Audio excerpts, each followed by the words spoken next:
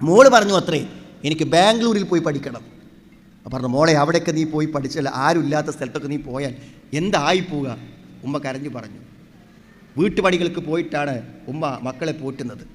വാപ്പയ്ക്ക് പ്രത്യേകിച്ച് രോഗങ്ങളും അസുഖങ്ങളും കൊണ്ട് പ്രത്യേകിച്ചൊന്നും ചെയ്യാൻ വയ്യ.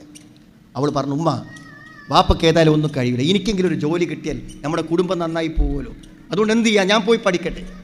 എവിടെ നിന്ന് പണം കിട്ടും? അതൊക്കെ നിങ്ങൾ എങ്ങനെയും പരിശ്രമിച്ച അമ്മ കിട്ടും.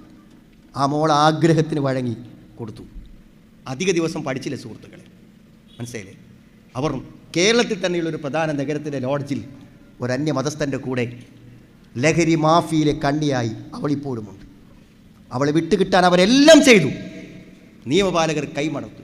19 വയസ്സായ അവളുടെ തീരുമാനമാണ്, അവളുടെ തീരുമാനം, നമുക്കൊന്നും പറ്റില്ല. ആ സ്ത്രീ കരഞ്ഞുകൊണ്ടേയിരിക്കുന്നു. ഞങ്ങൾ മരിച്ച ശവങ്ങളെപ്പോലെ ഞങ്ങൾ വീട്ടിൽ ജീവിക്കുന്നു, എന്തെങ്കിലും പരിഹാരമുണ്ടോ എന്നാണ് അവരുടെ ചോദ്യം, ഫോണിലുള്ള ചോദ്യം. സുഹൃത്തുക്കളെ, കണ്ണെത്താത്ത ദൂരത്ത്, യാതൊരു നിരീക്ഷണവും നിയന്ത്രണവുമില്ലാത്ത സ്ഥലത്ത് മകളെ പറഞ്ഞയക്കുമ്പോൾ നിങ്ങളൊന്നും ആലോചിച്ചില്ലേ എന്ന് ചോദിച്ചു. പേടിയുണ്ടായിരുന്നു മനസ്സിൽ. പക്ഷേ മക്കളുടെ ആഗ്രഹമല്ലേ, സാധിച്ചു കൊടുക്കാതിരിക്കാൻ പറ്റുമോ? ഇപ്പോൾ നിങ്ങൾ ഇങ്ങനെ കരയുന്നത് മോളെ നഷ്ടപ്പെട്ടതിനല്ല ഞാൻ കരയുന്നത്. ഇത്രയും അപകടകരമായ ഒരു സ്ഥലത്തിലേക്ക് അവൾ എത്താൻ കാരണം എൻ്റെ ഒരു തെറ്റായ തീരുമാനമാണെന്ന് ഞാൻ ഇപ്പോൾ അറിയുന്നു. ഇപ്പോൾ അറിഞ്ഞിട്ട് എന്ത് കാര്യം സുഹൃത്തുക്കളെ? ഞാനൊരു തെറ്റായ തീരുമാനമെടുത്തു അവളുടെ ആഗ്രഹം പറഞ്ഞപ്പോൾ. നമ്മൾ ഗൗരവത്തോടെ ചിന്തിക്കുന്നുണ്ടോ ഈ കാര്യങ്ങളെക്കുറിച്ചൊക്കെ? ബോധ്യപ്പെടുത്തി കൊടുക്കണം, കുട്ടികളുടെ മനസ്സിൽ അത് ബോധ്യപ്പെടണം. അല്ലാണ്ട് ആര് കമ്പനി കൂടിയാലും ഇന്നഹാ ഇൻ തകും മിസ്കാല ഹബ്ബത്തിൻ മിൻ ഖർദലിൻ ഫതകും ഫീ സഖറത്തിൻ ഔ ഫിസ് സമാവാതി ഔ ഫിൽ അർളി യഅതി ബിഹല്ലാഹ് ഇന്നല്ലാഹ ലതീഫുൻ ഖബീർ. ഇന്നഹാ ഇൻ തകും മിസ്കാല ഹബ്ബത്തിൻ മിൻ ഖർദൽ. ആ വാക്ക് നോക്ക് നിങ്ങൾ, വളരെ ലോജിക്കായി നല്ല ബുദ്ധിപരമായി ബോധ്യപ്പെടുത്തി കൊടുക്കുക ചെയ്യണം. ഞാൻ പറഞ്ഞാൽ നീയാണ് കേൾക്കുന്നല്ല, എന്തിന് കേൾക്കണം എന്നവരെ ബോധ്യപ്പെടുത്തണം. പൊന്നു മോനെ, ഇന്നഹാ ഇൻ തകു മിസ്കാല ഹബ്ബത്തിൻ മിൻ ഖർദലിൻ, നിസ്സാരമായ ഒരു കടുകുമണിയുടെ അത്ര നിസ്സാരമായ ഒരു തെറ്റ് ജീവിതത്തിൽ എപ്പോഴെങ്കിലും പ്രവർത്തിക്കേണ്ടി വന്നാൽ നിന്റെ മനസ്സിൽ ഇതുണ്ടാവണം. എന്ത്?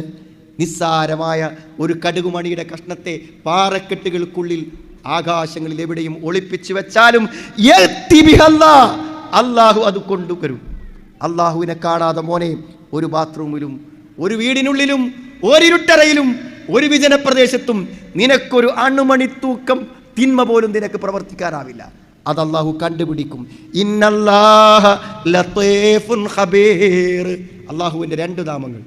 നിഗൂഢ ജ്ഞാനിയാണ് അള്ളാഹു, എല്ലാം സൂക്ഷ്മമായി അറിയുന്നവനാണ്. മോനെ, എന്നും എല്ലാം അറിഞ്ഞ് അള്ളാഹു നിന്റെ കൂടെയുണ്ട്. എല്ലാം അറിഞ്ഞും എല്ലാം കേട്ടും അള്ളാഹു നിന്റെ കൂടെയുണ്ട്. അതൊരു വല്ലാത്ത അറിവല്ലേ സുഹൃത്തുക്കളെ? ഹോസ്റ്റൽ റൂമിൽ 6 പേരാണ്. 6 പേരും ഒന്നിച്ചുള്ള ഒരു ദിവസത്തിൻ്റെ രാത്രിയിൽ വാങ്ങിക്കൊണ്ടുവന്നു കൂടെ സ്ഥിരമായി മദ്യപിക്കുന്നവൻ മദ്യക്കുപ്പികളുമായി, വിദേശ മദ്യക്കുപ്പികളുമായി റൂമിൽ വന്നു. മനസ്സിലായി? 2 പേര് മാത്രമേ മദ്യപിക്കുന്നവരുള്ളൂ, ബാക്കി 4 പേരും മദ്യം ജീവിതത്തിൽ തൊടാത്തവരാണ്. ആദ്യമായി ആ ക്യാമ്പസിലെത്തിയവരാണ്. മനസ്സിലായില്ലേ? 2 പേരും പൊട്ടിച്ചു കുടിച്ചു. കുടിക്കാൻ കൂടെയുള്ള 4 പേരെ നിർബന്ധിച്ചു. ബാക്കി 3 പേരും ആദ്യമായി മദ്യപിച്ചു. 4-മത്തവൻ എഴുന്നേറ്റു, ഇത് തൊടാൻ പറ്റൂല, ഇത് തൊടില്ലെന്നൊരു വാക്ക് കൊടുത്താണ് ഞാൻ ഈ നാട്ടിലേക്ക് പഠിക്കാൻ വന്നത്. അതുകൊണ്ട് ദയവ് ചെയ്ത് ഇതെൻ്റെ റൂമിൽ നിന്നുള്ള എൻ്റെ യാത്രയായി പരിഗണിക്കണം. അവൻ അവിടെ നിന്ന് ഇറങ്ങി.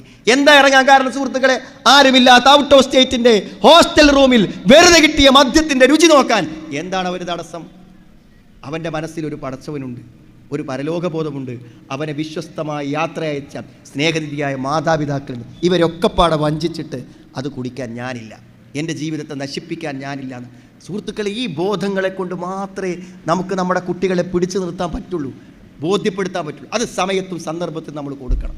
എല്ലാ അദബുകളും മര്യാദകളും അങ്ങനെയാണ്. ഞാൻ ആരെയും കുറ്റം പറയല്ല കേട്ടോ.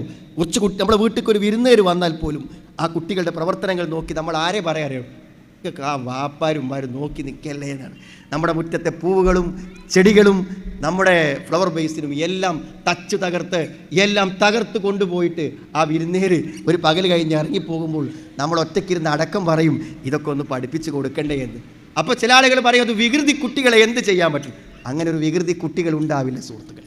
ചില കുട്ടികൾക്കൊക്കെ ചില തകരാറുകളൊക്കെ ഉണ്ടാവാമെങ്കിലും അങ്ങനെ ഒന്നും നമ്മൾ പഠിപ്പിക്കുന്നത്. അതുകൊണ്ടാണ് നിങ്ങളുടെ അയൽവക്കത്തെ കുട്ടി വീട്ടിലേക്ക് വന്നപ്പോൾ നിങ്ങൾ അവരേറ്റവും ഇഷ്ടമുള്ള ഭക്ഷണം കൊടുത്തു, പറഞ്ഞു വേണ്ട, എനിക്ക് വേണ്ട.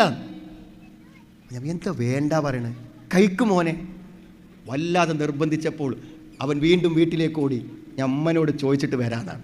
എന്താണ്? ഇഷ്ടപ്പെട്ടൊരു ഭക്ഷണം വീട്ടിൽ നിന്ന് നീട്ടുമ്പോൾ പോലും ഉമ്മൻ്റെ സമ്മതം വേണമെന്ന് അവൻ അങ്ങനെ വിവരമുണ്ടായി സുഹൃത്തുക്കളെ.